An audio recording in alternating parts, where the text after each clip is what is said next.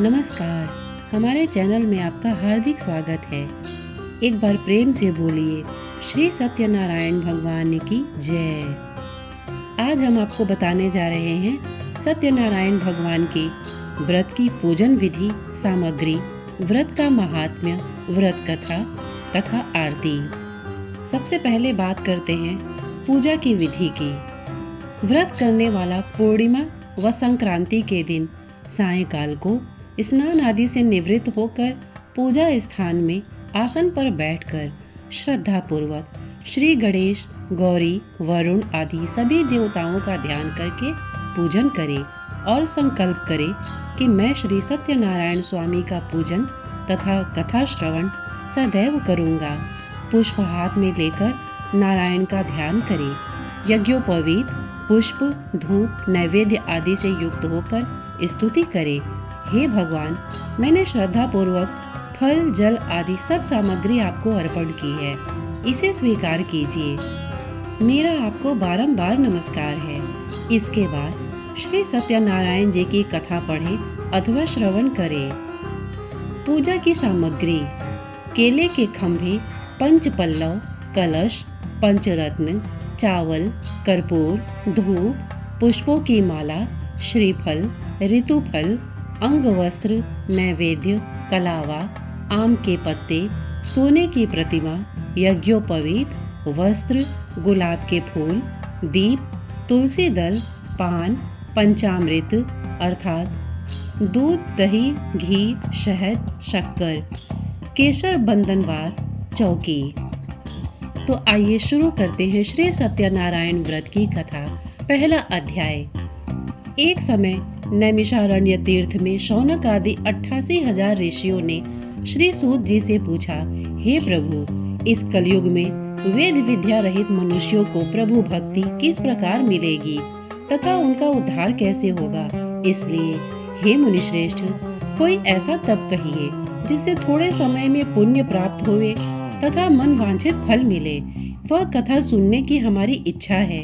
सर्वशास्त्र ज्ञाता श्री सूत जी बोले, हे वैष्णवों में पूज्य, आप सबने प्राणियों के हित की बात पूछी है।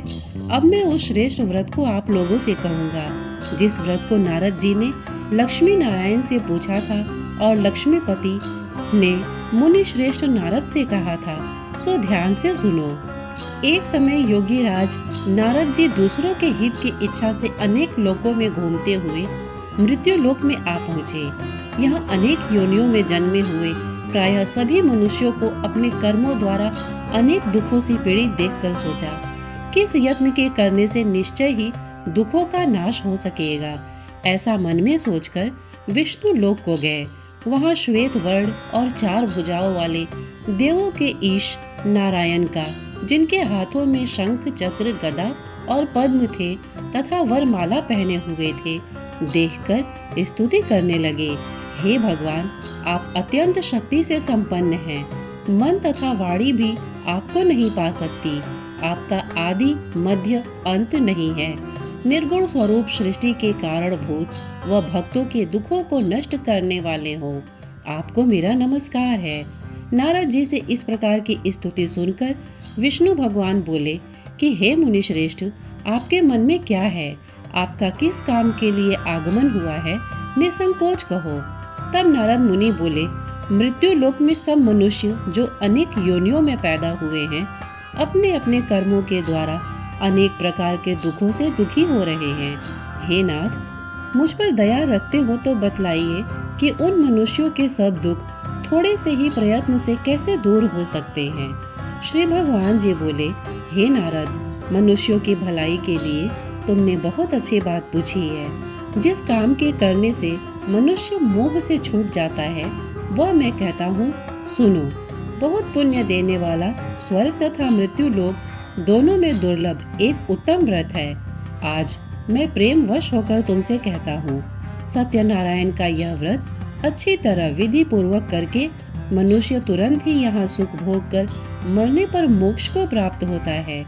श्री भगवान के वचन सुनकर नारद मुनि बोले कि उस व्रत का फल क्या है, क्या विधान है और किसने यह व्रत किया है और किस दिन यह व्रत करना चाहिए? विस्तार से कहो।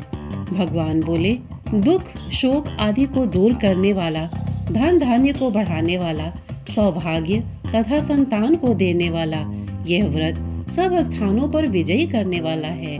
भक्ति और श्रद्धा के साथ किसी भी दिन मनुष्य श्री सत्यनारायण की शाम के समय ब्राह्मणों और बंधुओं के साथ धर्मपरायण होकर पूजा करे।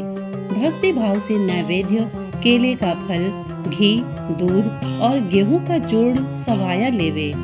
गेहूं के अभाव में साठी का जोड़, शक्कर तथा गुड़ ले और सब भक्षण योग्य पदार्थ जमा करा के भगवान को अर्पण कर देवे तथा बंधुओं सहित ब्राह्मणों को भोजन करावे। पश्चात स्वयं भोजन करे। नृत्य गीत आदि का आचरण कर सत्यनारायण भगवान का स्मरण करता हुआ समय व्यतीत करे। इस तरह व्रत करने पर मनुष्यों की इच्छा निश्चय पूरी होती है। विशेषकर कली काल में भूमि पर यही मोक्ष का सरल उपाय है। प्रथम अध्याय पूर्ण हुआ। दूसरा अध्याय। सूत जी बोले, हे ऋषियों, जिसने पहले समय में इस व्रत को किया है उसका इतिहास कहता हूँ, ध्यान से सुनो। सुंदर काशीपुरी नगरी में एक अत्यंत निर्धन ब्राह्मण रहता था। वह भूख और प्यास से बेचैन हुआ नित्य पृथ्वी पर घूमता था। ब्राह्मणों से प्रेम करने वाले भगवान ने ब्राह्मण को दुखी देखकर बूढ़े ब्राह्मण का रूप धर उसके पास जा आदर के साथ पूछा, हे विप्र, नित्य दुखी हुआ पृथ्वी पर क्यों घूमता है? हे श्रेष्ठ ब्राह्मण, यह सब मुझसे कहो, मैं सुनना चाहता हूँ। ब्राह्मण बोला, मैं निर्धन ब्राह्मण हूँ, भिक्षा के लिए पृथ्वी पर फिरता हूँ। हे भगवान, यदि आप इसका उपाय जानते हैं तो कृपा कर कहो। वृद्ध ब्राह्मण बोला कि सत्यनारायण भगवान मनवांछित फल देने वाले हैं, इसलिए हे ब्राह्मण, तू उनका पूजन कर, जिसके करने से मनुष्य सब दुखों से मुक्त होता है।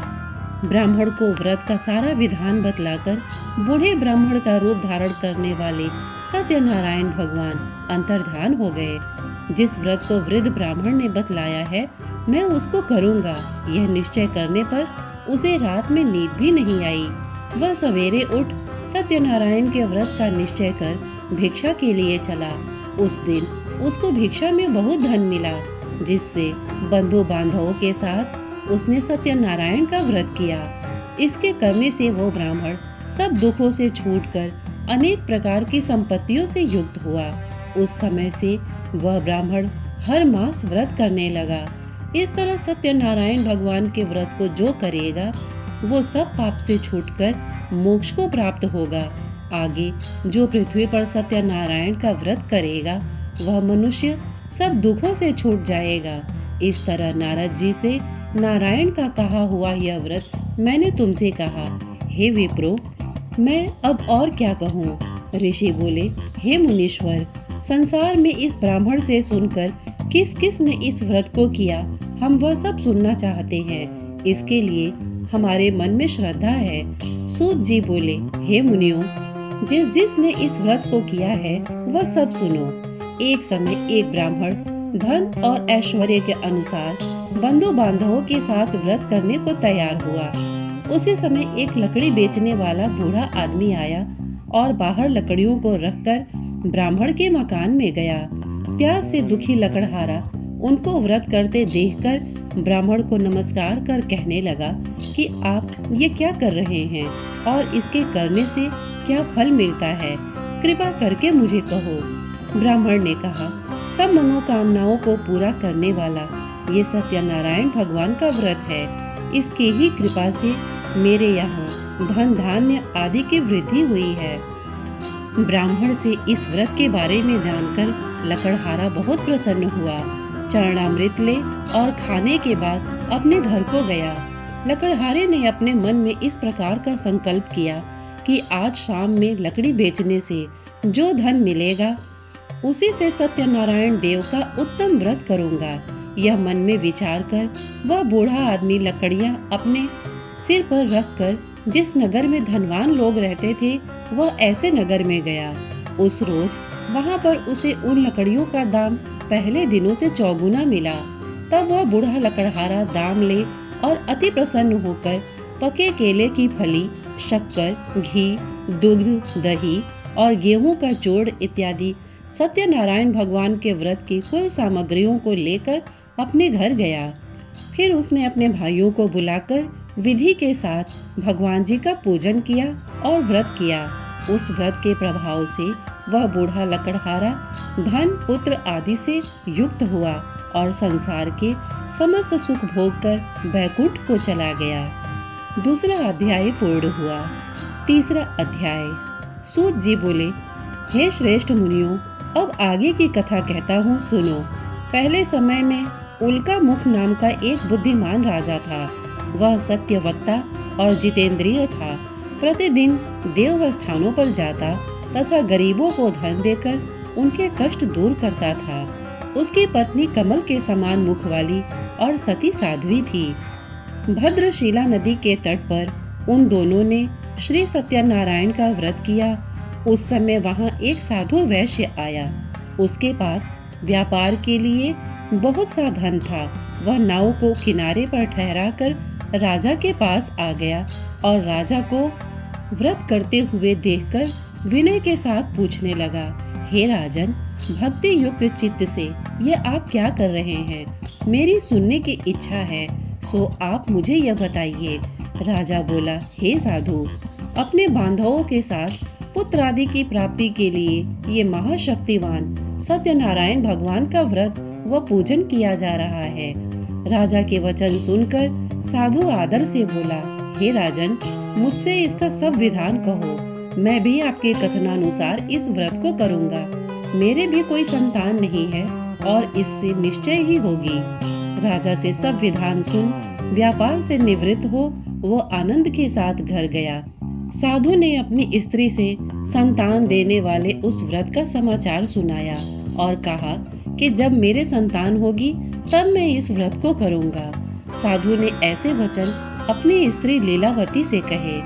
एक दिन उसकी स्त्री लीलावती पति के साथ आनंदित हो सांसारिक धर्म से प्रवृत्त होकर सत्यनारायण भगवान की कृपा से गर्भवती हो गई तथा 10वें महीने में उसके एक सुंदर कन्या का जन्म हुआ। दिनों दिन वह इस तरह बढ़ने लगी जैसे शुक्ल पक्ष का चंद्रमा बढ़ता है। कन्या का नाम कलावती रखा गया। तब लीलावती ने मीठे शब्दों में अपने पति से कहा कि जो आपने संकल्प किया था कि भगवान का व्रत करूंगा, अब आप उसे करिए। साधु बोला, हे प्रिय, मैं इसके विवाह पर करूंगा। इस प्रकार अपनी पत्नी को आश्वासन दे वो नगर को गया। कलावती पितृगृह में वृद्धि को प्राप्त हो गई। साधु ने नगर में सखियों के साथ अपनी पुत्री को देखा तो तुरंत दूत बुलाकर कहा कि पुत्री के वास्ते कोई सुयोग्य वर देख कर लाओ। साधु की आज्ञा पाकर दूत कंचन नगर पहुंचा और वहां पर बड़ी खोज और देखभाल कर लड़की के लिए सुयोग्य वणिक पुत्र को ले आया। उस लड़के को देखकर साधु ने अपने बंधु बांधव सहित प्रसन्न चित्त से अपनी पुत्री का विवाह उसके साथ कर दिया। किंतु दुर्भाग्य से विवाह के समय भी व्रत को करना भूल गया। तब श्री भगवान क्रोधित हो गए और श्राप दिया कि तुम्हें दारुण दुख प्राप्त होगा। अपने कार्य में कुशल साधु बनिया जमाता सहित समुद्र के समीप स्थित रत्नपुर नगर में गया और वहां दोनों ससुर जमाई चंद्रकेतु राजा के उस नगर में व्यापार करने लगे। एक रोज भगवान सत्यनारायण की माया से प्रेरित कोई चोर राजा का धन चुराकर भागा जा रहा था, किंतु राजा के दूतों को आता देखकर चोर ने घबराकर भागते हुए राजा के धन को वहीं चुपचाप रख दिया जहां वो ससुर जमाई ठहरे हुए थे। जब दूतों ने उस साधु वैश्य के पास राजा के धन को रखा देखा तो वे दोनों को बांध कर ले गए और प्रसन्नता से दौड़ते हुए राजा के समीप जाकर बोले, ये दो चोर हम पकड़ कर लाए हैं, देखकर आज्ञा दें। तब राजा ने आज्ञा से उनको कठिन कारावास में डाल दिया और उनका सब धन छीन लिया। सत्यनारायण भगवान के श्राप द्वारा उनकी पत्नी भी घर पर बहुत दुखी हुई और घर पर जो धन रखा था चोर चुरा कर ले गए। शारीरिक व मानसिक पीड़ा तथा भूख प्यास से अति दुखित हो अन्न की चिंता में कलावती एक ब्राह्मण के घर गई। वहां उसने सत्यनारायण भगवान का व्रत होते देखा, फिर कथा सुनी तथा प्रसाद ग्रहण कर रात को घर आई। माता ने कलावती से कहा, हे पुत्री, अब तक कहाँ रही, वह तेरे मन में क्या है? कलावती बोली, हे माता, मैंने एक ब्राह्मण के घर श्री सत्यनारायण भगवान का व्रत देखा है। कन्या के वचन सुनकर लीलावती भगवान के पूजन की तैयारी करने लगी। लीलावती ने परिवार और बंधुओं सहित श्री सत्यनारायण भगवान का पूजन किया और वर मांगा कि मेरे पति और दामाद शीघ्र आ जावे। साथ ही प्रार्थना की कि हम सबका अपराध क्षमा करो। सत्यनारायण भगवान इस व्रत से संतुष्ट हो गए और राजा चंद्रकेतु को स्वप्न में दर्शन देकर कहा, हे राजन, दोनों वैश्यों को प्रातः ही छोड़ दो और उनका सब धन जो तुमने ग्रहण किया है दे दो, नहीं तो मैं तेरा धन, राज्य, पुत्र आदि सब नष्ट कर दूंगा। राजा से ऐसे वचन कहकर भगवान अंतर्धान हो गए। प्रातःकाल राजा चंद्रकेतु ने सभा में अपना स्वप्न सुनाया। फिर दोनों वणिक पुत्रों को कैद से मुक्त कर सभा में बुलाया। दोनों ने आते ही राजा को नमस्कार किया। राजा मीठे वचनों में बोला, हे महानुभाव, भावी वर्ष आप लोगों को ऐसा कठिन दुख प्राप्त हुआ है, अब आपको कोई भय नहीं। ऐसा कहकर राजा ने उनको नए नए वस्त्र आभूषण पहनाए तथा उनका जितना धन लिया उससे दूना धन देकर आदर सहित विदा किया। दोनों वैश्य अपने घर को चल दिए। तीसरा अध्याय पूर्ण हुआ। चौथा अध्याय। सूत जी बोले, वैश्य ने मंगलाचार करके यात्रा आरंभ की और अपने नगर को चला।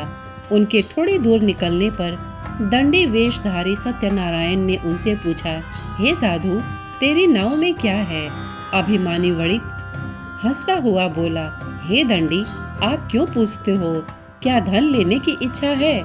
मेरी नाव में तो बेल और पत्ते भरे हैं। वैश्य का कठोर वचन सुनकर भगवान ने कहा, तुम्हारा वचन सत्य हो दंडी। ऐसा कहकर वे वहां से दूर चले गए और कुछ दूर जाकर समुद्र के किनारे बैठ गए। दंडी के जाने पर वैश्य ने नित्य क्रिया के बाद नाव को ऊंची उठी देखकर अचंभा किया तथा नाव में बेल पत्ते आदि देखकर मूर्छित हो जमीन पर गिर पड़ा। फिर मूर्छा खुलने पर अत्यंत शोक प्रकट करने लगा। तब उसका दामाद बोला कि आप शोक न करें, ये दंडी का श्राप है, अतः उनकी शरण में चलना चाहिए, तभी हमारी मनोकामना पूरी होगी। दामाद के वचन सुन वह दंडी के पास पहुंचा और अत्यंत भक्ति भाव से नमस्कार करके बोला, मैंने जो आपसे असत्य वचन कहे थे उनको क्षमा करो। ऐसा कह वह महान शोकातुर हो रोने लगा। तब दंडी भगवान बोले, हे वणिक पुत्र, मेरी आज्ञा से बार बार तुम्हें दुख प्राप्त हुआ है, तो मेरी पूजा से विमुख हुआ। साधु बोला, हे भगवान, आपकी माया से मोहित हो ब्रह्मा आदि भी आपके रूप को नहीं जानते, तब मैं अज्ञानी कैसे जान सकता हूँ? आप प्रसन्न होइए, मैं सामर्थ्य के अनुसार आपकी पूजा करूँगा। मेरी रक्षा करो और पहले के समान नौका में धन भर दो। उसके भक्ति युक्त वचन सुनकर भगवान प्रसन्न हो उसकी इच्छा अनुसार वर देकर अंतर्ध्यान हो गए। तब उन्होंने नाव पर आकर देखा कि नाव धन से परिपूर्ण है। फिर वो भगवान सत्यनारायण का पूजन कर साथियों सहित अपने नगर को चला। जब अपने नगर के निकट पहुंचा, तब दूत को घर भेजा। दूत ने साधु के घर जाकर उसकी स्त्री को नमस्कार कर कहा कि साधु अपने दामाद सहित इस नगर के समीप आ गए हैं। ऐसा वचन सुन साधु की स्त्री ने बड़े हर्ष के साथ सत्यदेव का पूजन कर पुत्री से कहा, मैं अपने पति के दर्शन को जाती हूँ, तू कार्य पूर्ण कर शीघ्र आ। माता के ऐसे वचन सुनकर कलावती प्रसाद छोड़कर पति के पास गई। प्रसाद की अवज्ञा के कारण सत्यदेव ने रुष्ट हो उसके पति को नाव सहित पानी में डुबो दिया।